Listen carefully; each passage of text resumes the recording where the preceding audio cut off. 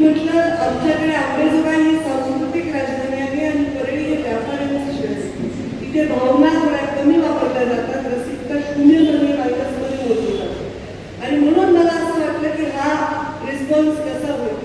जेव्हा मी राजकारणात पहिलं पाऊल ठेवलं होतं तेव्हा मी हे सांगितलं होतं की मला जर राजकारण माझ्यासारखं नाही वाटलं, माझ्या विचारांशी समरस नाही वाटलं, तर जसा समृद्धी हायवेवर एक्झिट असतो तसा माझे राजकारणात वेळोवेळी एक्झिट असते.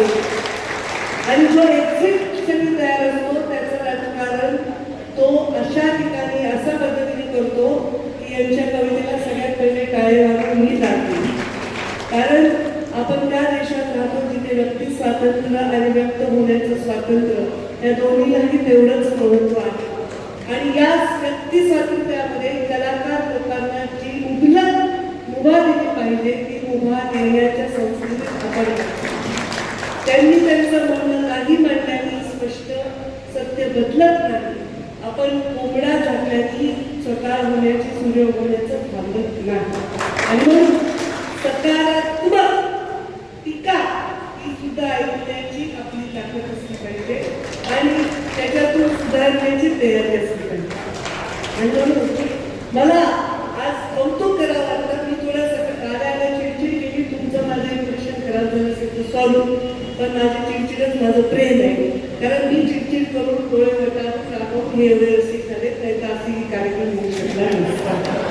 तुम्ही ज्यांचं नाव आधी घेतलं कवितेत ते कार्यक्रम म्हणजे यांना सवय आहे. गाणे बजावणे, नाच गाणे यांची त्यांना सवय आहे. इथे शिट्ट्या बिट्ट्याची मला सवय नाही, कारण माझ्या डोळ्याच्या भागात वाजलेले लोक वयस्कर असले तरी, पण शिट्टी बायकांनी मारली काही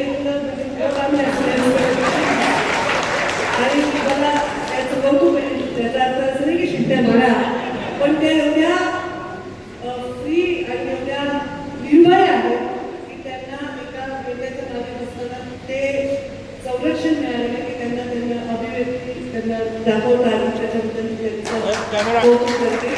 माझा वाढदिवस मी साजरा करते, मी लपवून जाते, कुठेतरी लपून बसते आणि मग ते त्याचा सप्ताह होईल, त्याचा वर्षभर कार्यक्रम होईल त्याची भीती असते.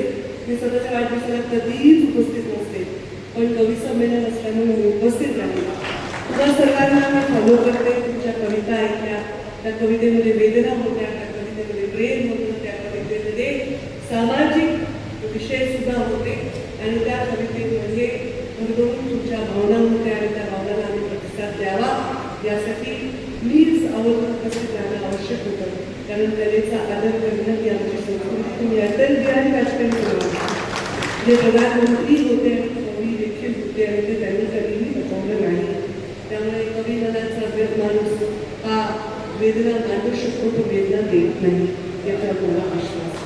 तुम्ही खूप सुंदर ओळी म्हणता ते मला परत एकदा ऐकवा माहिती.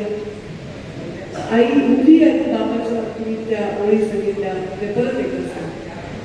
लेख छातीशी बिलगते काय होते, लेख छातीशी बिलगते काय होते, लेख छातीशी बिलगते काय होते, लेख छातीशी बिलगते काय होते, वाघ असतो बाप त्याची गाय होते. छातीशी घेऊ शकतो आणि वाघाची गाय होते, त्या बापाची लेक कधीच वाघी पिशव्या करू सांगेन की हे सुसंस्कृतपणा ही माझ्या राजकारणाच्या पहिल्या पावलाची घेतलेली शपथ आहे. माझा फॉलोअर हा सुसंस्कृत असला पाहिजे, तो रसिक असला पाहिजे. रसिक म्हणजे वेगळ्या अर्थाने घेऊ नका, त्या मांडणारा रसिक असला पाहिजे, त्याचं संस्कृतीशी नातं असलं पाहिजे. आज मला वाटतं 24 वर्षाचा माझा प्रवास यशस्वी होत आहे.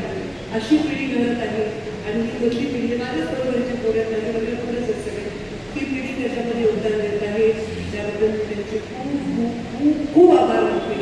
आम्ही तुमचं ऐकून घेतलं आहे. माझा कार्यकर्ता कवी आहे, त्याची एक कविता घेऊन आपण समारोप करूया. युवराज हे कारण ते कार्यक्रम